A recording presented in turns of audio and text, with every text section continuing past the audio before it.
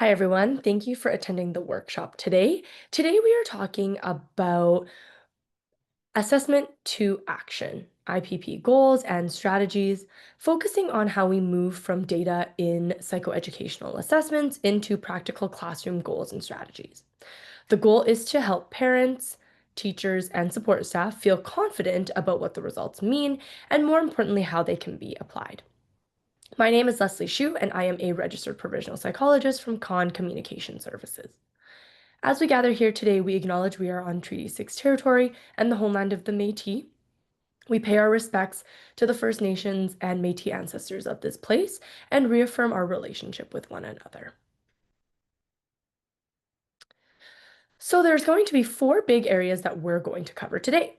First, we're going to walk through how to read a psychoeducational report, what information to focus on, and what it essentially means in plain language. Then we're going to look at questions and ideas during the debrief meeting. So, what can teachers and families and support staff ask, and how do they understand exactly what the results mean? Next, we'll talk about writing measurable IPP goals that are both realistic and specific. And finally, we'll connect those goals to practical strategies. So, the supports that we can put in place so that students have the best chance of success in the classroom. So, number one, how to read a report. A psychoeducational assessment is essentially a roadmap for understanding how a student learns. So it doesn't just tell us where the student is right now, but it actually shows us how they process information, where their strengths lie, and where they also might need some extra support. And so a comprehensive assessment includes several areas. One major part that we look at is something called cognitive functioning. This tells us how a student takes in and works with information. It includes things like verbal reasoning, nonverbal problem solving, working memory, and processing speed.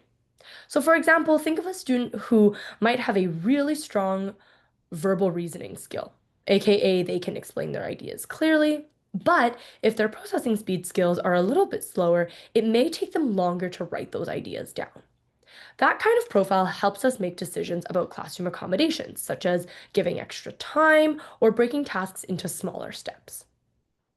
We also can assess and look at academic achievement, so things like reading, spelling, written expression, and math.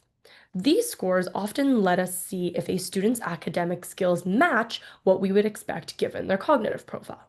So, for example, if a child has strong reasoning skills but struggles with reading fluency, it may suggest, given some other factors, that there could be some learning delays in reading. And so when there's a mismatch between the potential and the actual performance, it can help us set targeted IPP goals. Another piece that sometimes we can include are behavioral and adaptive functioning pieces. So these areas are just as important as the academics because what they do is they affect how a child manages day-to-day learning and interactions. And so these tools give us insight into things like attention, emotional regulation, social skills, and life skills. So, for example, a student might do really well academically, but have a lot of trouble staying focused or managing frustration. That sometimes tells us that we might have to include some goals around self regulation strategies, not just academics. And so, when we bring all of this information together, we create something called a learning profile. This is the student's map of strengths and challenges, and it helps us understand not only what the child finds difficult, but also how to utilize the strengths to support them. And it's also important to remember that every assessment starts with a reason for referral. And so a teacher or a parent or someone is asking, why is this child struggling? And so the assessment gives us answers and it also points us towards action. So it doesn't just describe potential problems and difficulties, it connects directly to solutions, strategies, and IPP goals that truly can help the student succeed.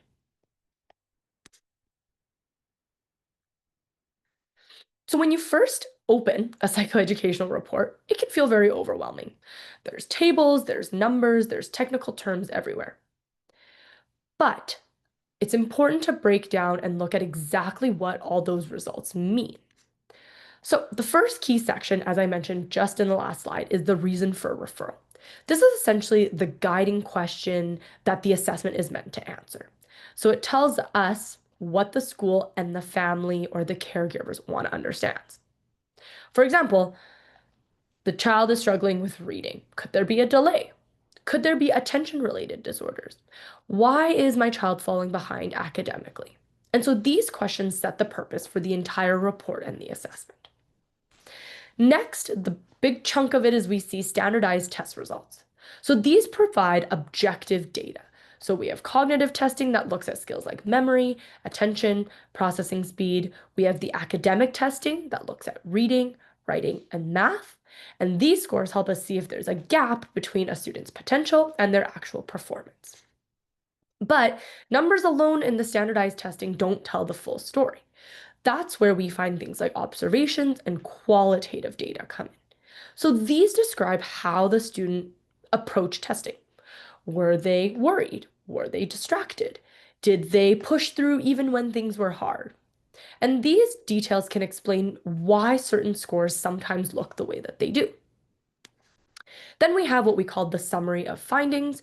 This is where basically the psychologist or the assessor ties everything together and they explain, what does the number mean in everyday language? It's a big picture of the student's strengths and challenges. And then sometimes there's a diagnosis. It could be a specific learning disorder, it could be ADHD, it could be autism, it could be an intellectual disability. Other times there's no diagnosis and the profile highlights areas of concern without a formal label. Either way, the goal is to always find clarity about the student's needs. And then finally, we see the recommendation section. This is the part that teachers and parents and caregivers, support staff are going to find very useful. This is where the test results get translated into action. So very specific strategies, accommodations, or program changes that can help the student thrive.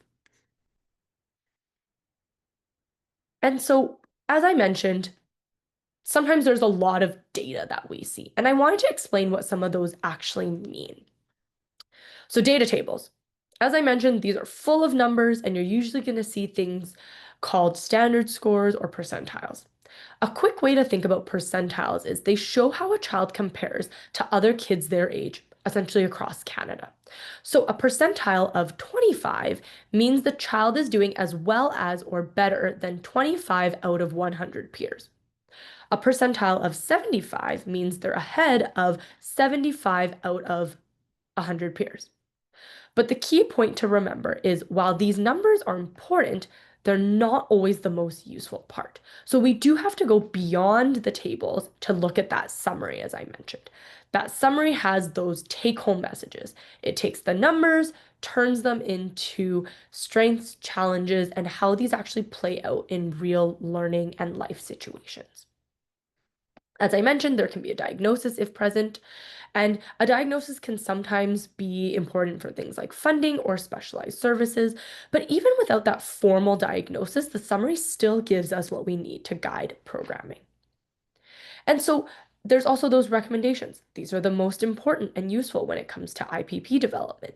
There's accommodations, strategies, and modifications. And so the data gives us the evidence, but the summary and the recommendations give us the direction.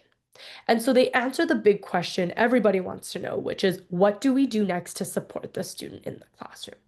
Of course, every report is going to vary, and this just highlights some of the big areas you'll find in most reports.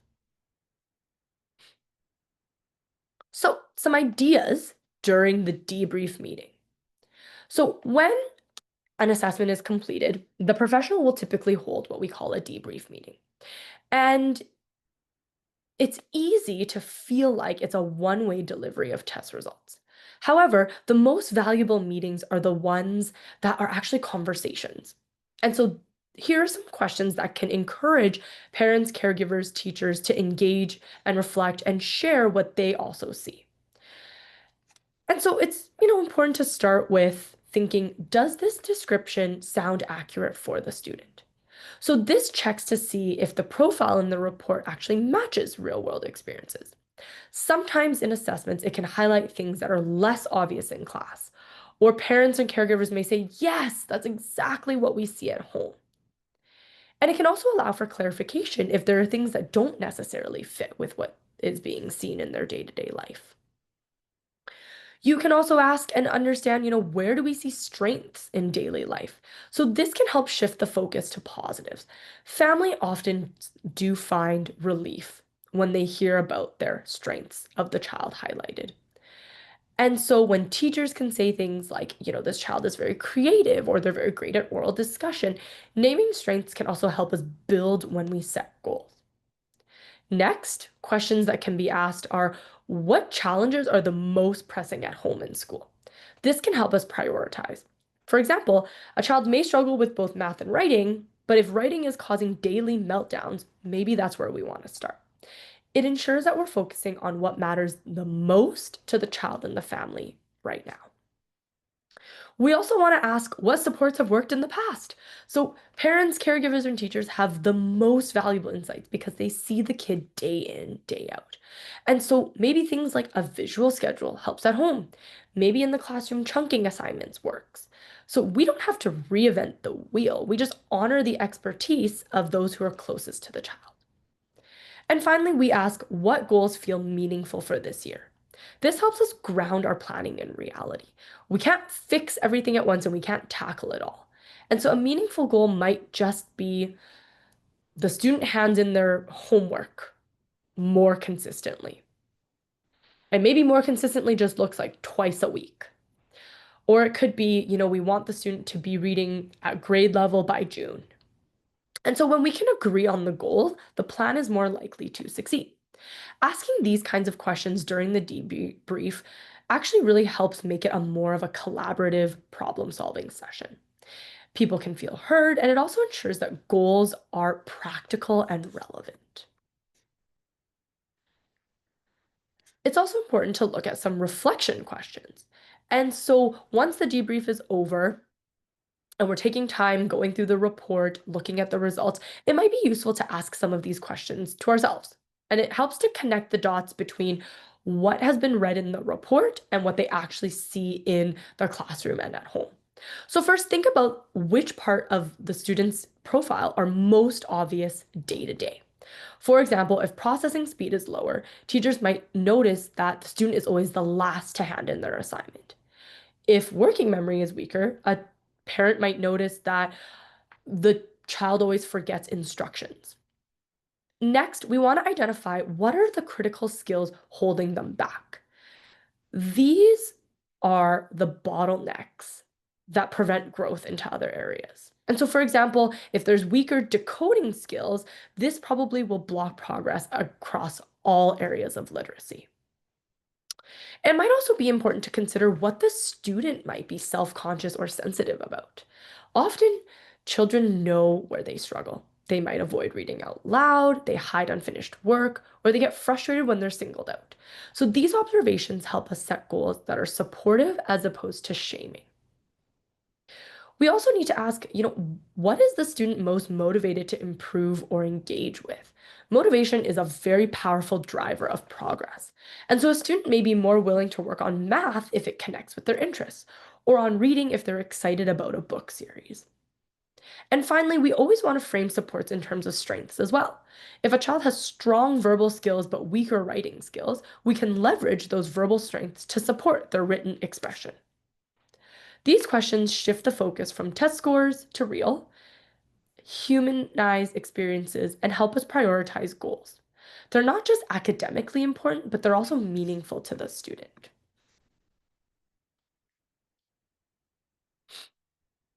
And so, as I mentioned, the assessment can be overwhelming to read. There's subtests, there's percentiles, there's scaled scores, lots of big takeaways, but also a lot of things that we can do to apply to day-to-day life. That's why in a debrief, I typically recommend highlighting, 2 or 3 priority findings, right? So as a psychologist, we provide the debrief as caregivers, parents, and teachers, highlight 2 to 3 priority findings. These are the results that have the greatest impact on learning and day-to-day functioning. And so as I mentioned, we can look at things like, if assessment shows weaker working memory skills, the real world impact is that the student forgets multi-step directions. So a strategy could be provide written directions on the board or on a sticky note. If processing speed is a challenge, the impact is that tasks take much longer than you would expect. So the strategy could be offer extended time and reduce the number of practice questions given. If a student shows strength in verbal reasoning but weaknesses in written expression, the impact is frustration when being asked to write. So a strategy could be allow oral responses or use speech to text tools. By linking each key finding to a practical classroom or home strategy, we keep the debrief focused and actionable. So then, when parents and teachers leave the meeting, they have clear steps of how they can implement immediately rather than just feeling very overwhelmed by the assessment. And it's also important to remember the debrief is not where staff and schools will finalize the IPP. That happens in a formal planning meeting that the schools will have. The debrief goal is to just connect the results to practice and give everyone something concrete to apply right away. Next, we look at developing specific IPP goals. So this table shows exactly how we can connect test results to practice. So if the finding is that there is a weaker working memory, what that means in the classroom and at home is that the child may forget multi-step instructions, they may lose track of tasks. And so in practice, they might hear step 1 and 2 and forget step 3. So the strategy, give them written or visual reminders so they don't have to hold it all in their head. Give them checklists. Another finding could be a slower processing speed. So that means a student will almost always take longer than their peers to complete work.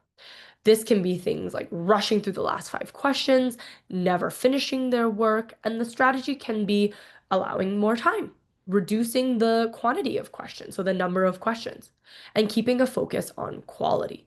So, for example, instead of having 20 practice questions, assign 10 and then check to see if the student has mastered it. And then we might see that a child has strength in verbal reasoning, but weaknesses in writing skills. And so that can lead to frustration or work avoidance. They can, explain their ideas, but they can't really write them down. And so a practical strategy here is to do things like oral response, graphic organizers, speech to text. And so the key point here is you don't have to remember every subtest score. Focus on, as I mentioned, those 2 to 3 most important things, translate them into what they can look like in the classroom and connect them to 1 or 2 strategies. That's how results can become meaningful and also immediately useful.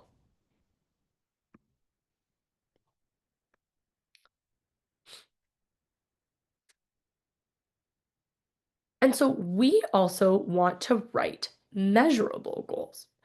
And so when we're looking at IPP goals, we want to focus on things that are specific and achievable. We don't want to just say things that are very vague, such as the student will read better, right? That's not going to be helpful because what does better actually measure?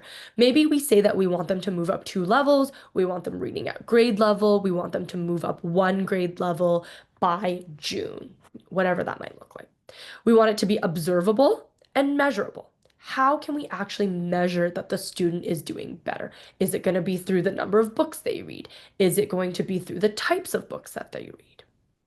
We also want to tie goals to assessment tools or observations. And as I mentioned earlier, it's really important to include timelines and checkpoints.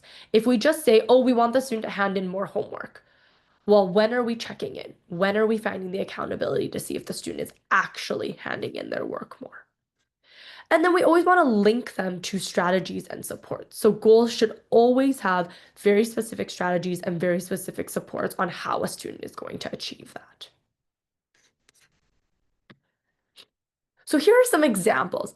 As I mentioned, it's very tempting to write something like, Tommy will get better at reading.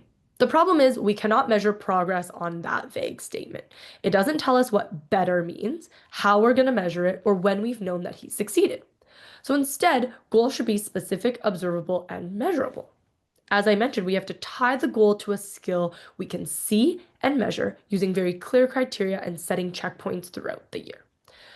So, as I mentioned, instead of Tommy will get better at reading, we might write Tommy will improve reading accuracy to 90% on grade level passages as measured by the Fontes and Pinnell at 3 checkpoints in October, January, and June. Another example could be instead of saying Maria will hand in her work faster and more often, we might say Maria will hand in 4 out of 5 assignments on time for 3 consecutive months with teacher check ins. And then instead of Jaden will use a graphic organizer, or sorry, instead of he will improve his writing, we will say Jaden will use a graphic organizer to plan a paragraph in 4 out of 5 opportunities measured weekly. Again, this is tying the goal directly to a strategy. So a goal without strategies is just a wish.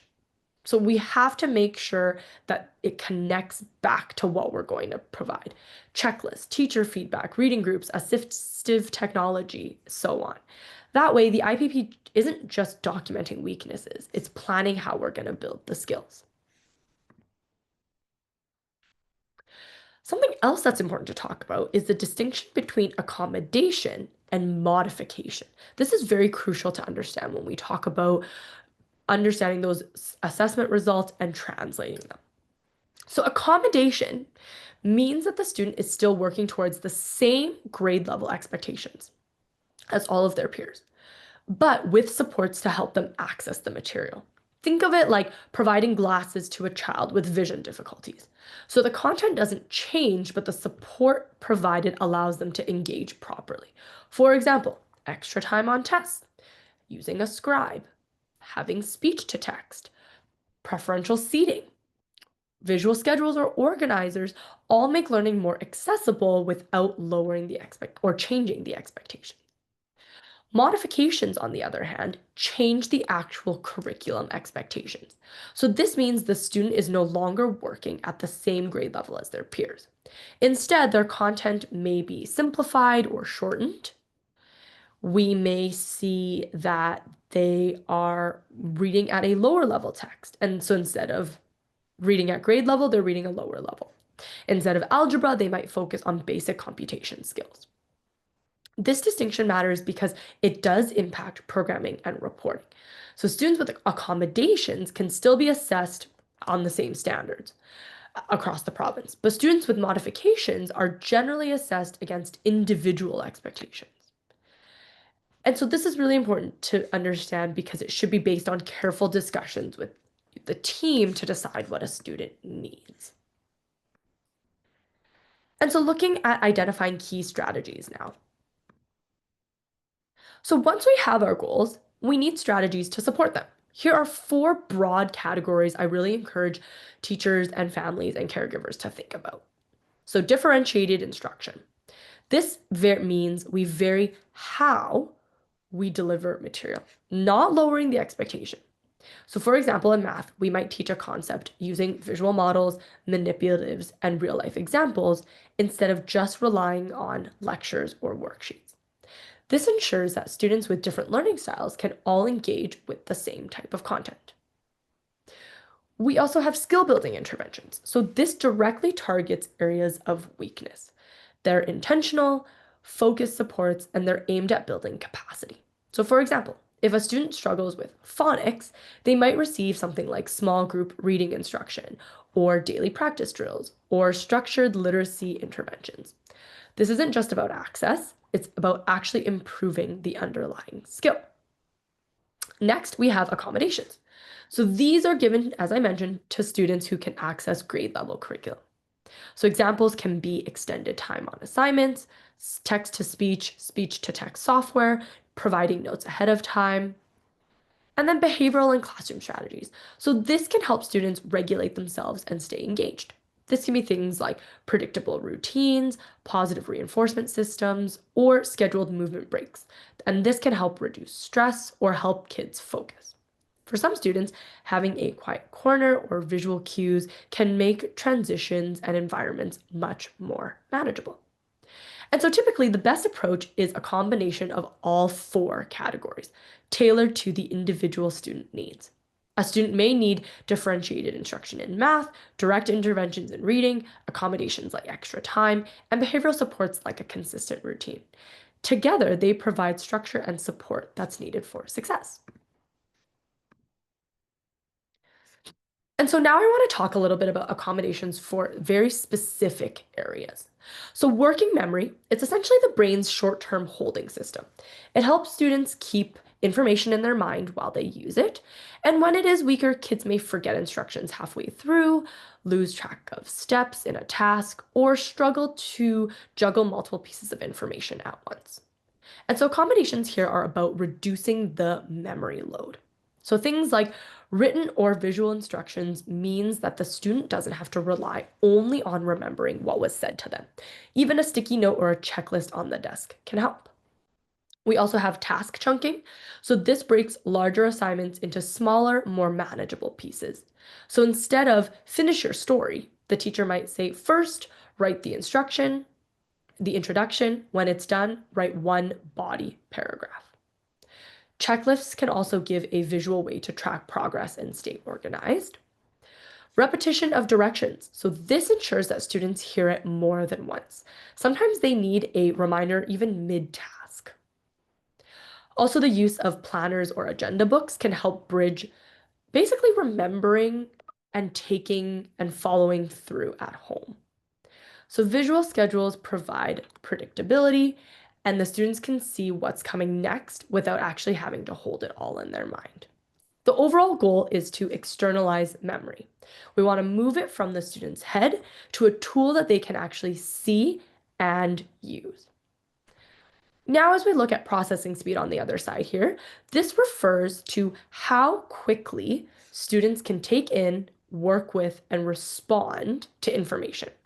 So a lower processing speed doesn't mean that a student isn't smart or they don't understand. It actually means that they need more time to process and then produce an answer, produce something. These students often know the material, but they get left behind because they can't work as fast as their peers. And so accommodations here are typically about giving time and reducing unnecessary loads. So, for example, extended time on assignments and tests give them a fair chance to show what they actually know. Having a reduced workload means cutting down on repetitive tasks. So, as I mentioned earlier, maybe instead of 30 practice problems, maybe we give 15 that are well chosen. The expectation for mastery stays the same. We're just removing excessive work. Untimed tests, this actually allows students to demonstrate their knowledge without the pressure of a ticking clock. Extra wait time for responses help in class discussions. So if we ask a question and we wait just a few more minutes, those students often have the right answer and can give you that answer with the time that they needed to process it. We can also give alternative formats. So for example, allowing an oral response instead of just written work can help students demonstrate knowledge without speed barriers. We can also pre-teach new material, so this gives students a bit of a head start. If they've seen the vocabulary or the concepts, they can keep up better when the rest of the class is learning it. The goal here for processing speed is to slow the environment down enough so that the student's true ability can shine through.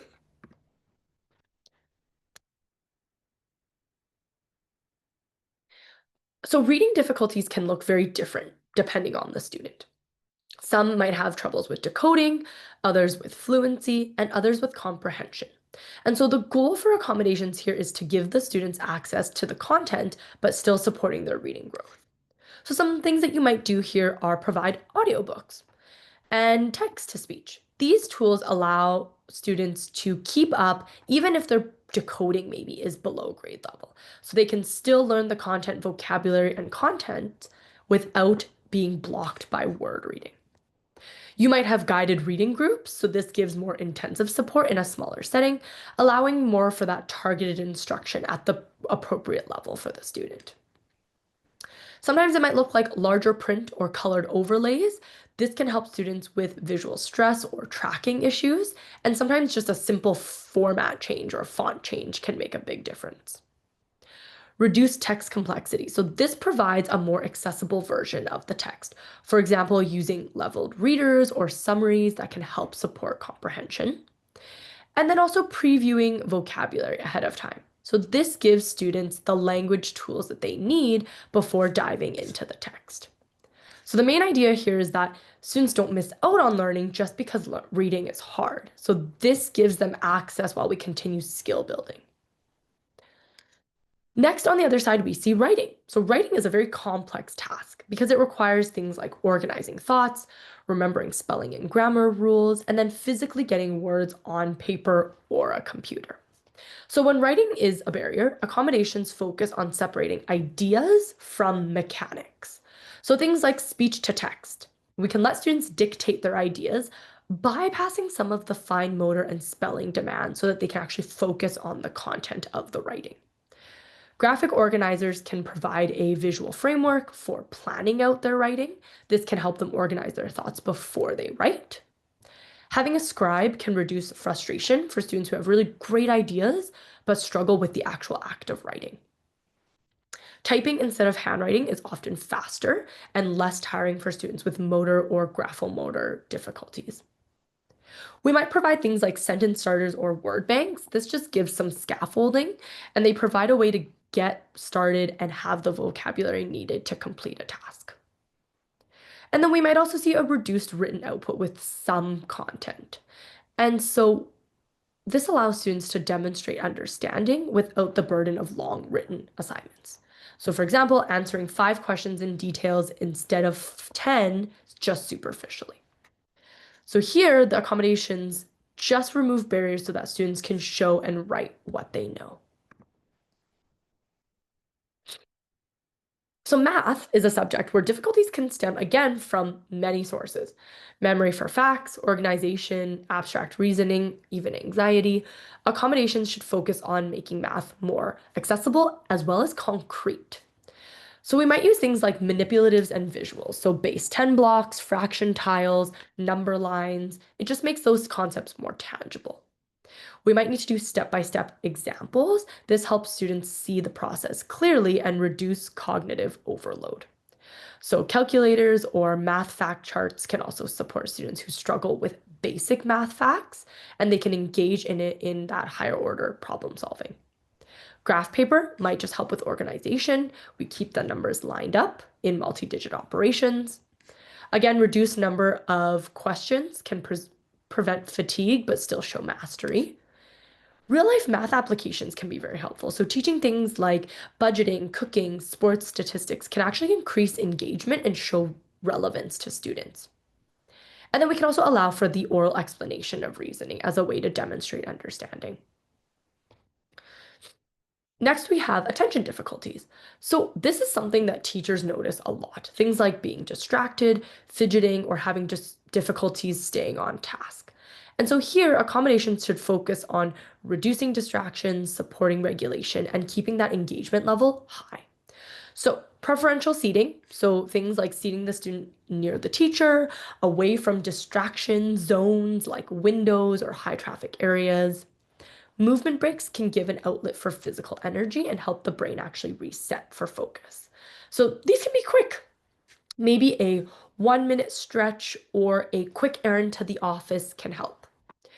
We might use things like visual cues, so a stop sign card, a hand signal, a timer that provides a gentle nonverbal reminder to refocus.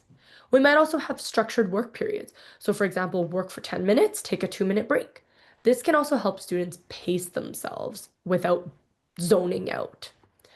We might use noise reducing headphones. I can block out background noise, fidget tools, or even alternative seating like a wobble chair, a standing desk, a wiggle band. This can help students self-regulate in a way that is not disruptive. And so organization can also be a big challenge for many students. So it can show up as lost homework, missing supplies, or even just difficulty starting tasks. So these difficulties are not about laziness, they actually reflect executive functioning gaps. So here we can provide things like color-coded folders or binders, and this makes it easier for students to visually match subjects to materials. For example, all of the math work goes in the blue folder, all of the language arts work goes into the red one. Daily check-ins with the teacher or an EA or support staff can help ensure that materials are in the right place and that the student knows what needs to actually be completed. So even 2 minutes at the end of the day can prevent homework and assignments from going missing. We may want to introduce things like an assignment tracking app or planners. This can provide a digital or written system to remember due dates and break big tasks into smaller steps. A consistent routine, so always putting homework in the same bin or always checking their agenda before leaving class, this can create habits that reduce reliance on a person's memory. We might also see that the teacher monitors materials, so scheduled backpack or desk cleanouts. This can help students reset their system before disorganization becomes overwhelming. And so we want to externalize organization. So we create systems that kids can rely on until they're able to manage it independently. And then we also have emotional regulation. So this can be things like meltdowns, shutting down, or even disproportionate reactions to smaller frustrations. So these behaviors often reflect a skill gap in managing strong emotions, not necessarily willful misbehavior.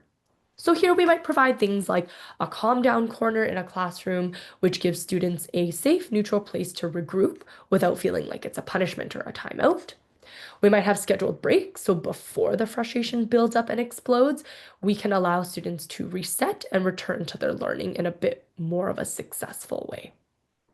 We can also have visual emotion scales, so things like the zones of regulation or a feelings thermometer can help students label and communicate emotions they may not necessarily have the words for. We might also want to have access to a counselor or EA, and this ensures that students have a trusted adult to turn to when emotions overwhelm them. And then self-regulation checklist.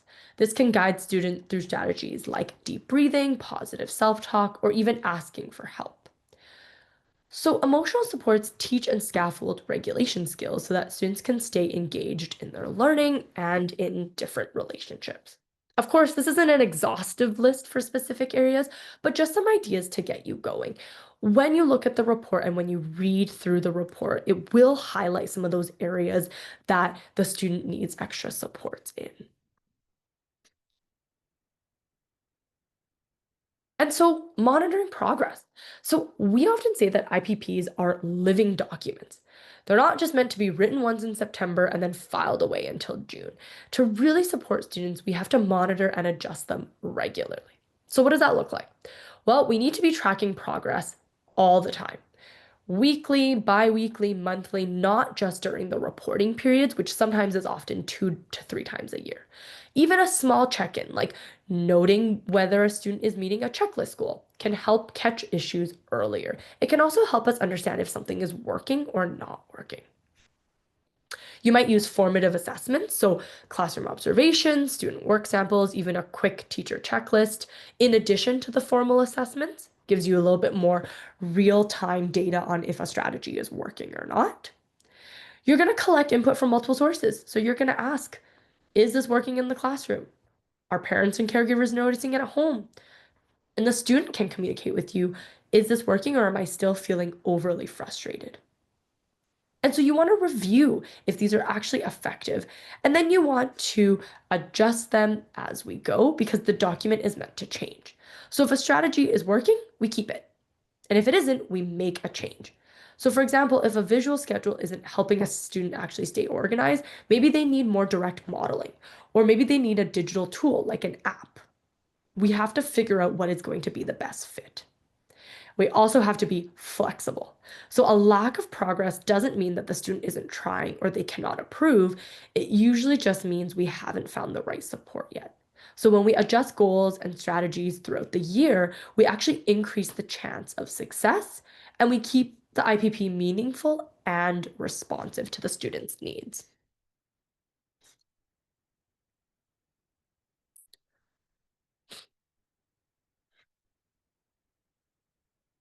And so these are some, again, as I mentioned, the examples of things and the summary takeaway that I want you to remember. So assessments highlight strengths as well as needs. So too often we only focus on what a student struggles with, but strengths are just as important. So they're the foundation we build on when we're setting goals and strategies. The real value of an assessment actually comes from translating these results into specific measurable goals. A test score alone doesn't change a child's experience in the classroom, but when that score leads to a concrete goal, it becomes meaningful. Goals are also meaningful if they directly connect to strategies and accommodations. A beautifully written IPP that isn't tied to day-to-day supports isn't going to make an impact on the student. We have to make sure that the classroom strategies are what bring the paper plan to life. Collaboration is essential. So psychologists bring the assessment data, but teachers, school staff, and caregivers and parents are the ones who bring daily observations, home context, practical insights. You have to put them together to make a plan that works. And finally, you have to monitor and adjust. They're not static documents. Students grow, they change, circumstances and environments change. And so strategies have to be tweaked. And so a flexible, responsive approach ensures that the plan continues to meet the student's need over time. And so, if you take nothing else from today, take from the fact that assessments are not just labels and numbers. They're actually about building understanding, setting meaningful goals, and working together to help students succeed.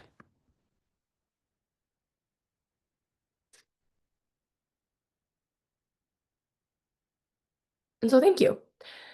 I appreciate your time today. Remembering that assessment is not the end of the story, it's the beginning of a plan. And so this is a tool that helps us to understand a student's unique profile, their strengths, their challenges, and what a student actually needs to thrive. The real impact then happens when we take the information and translate it into these goals that can be used in the classroom and at home. And it's also important to remember that students are not defined by their weaknesses.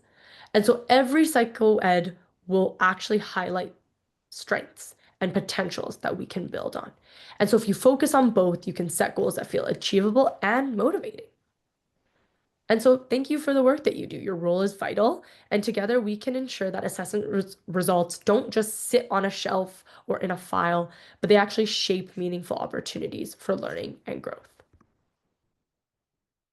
And so just a final note here, if you would like a summary handout for this presentation, we actually ask that you email workshop@con-services.com. The email is right here on the screen to complete a short survey, and then you'll receive a link for the handout.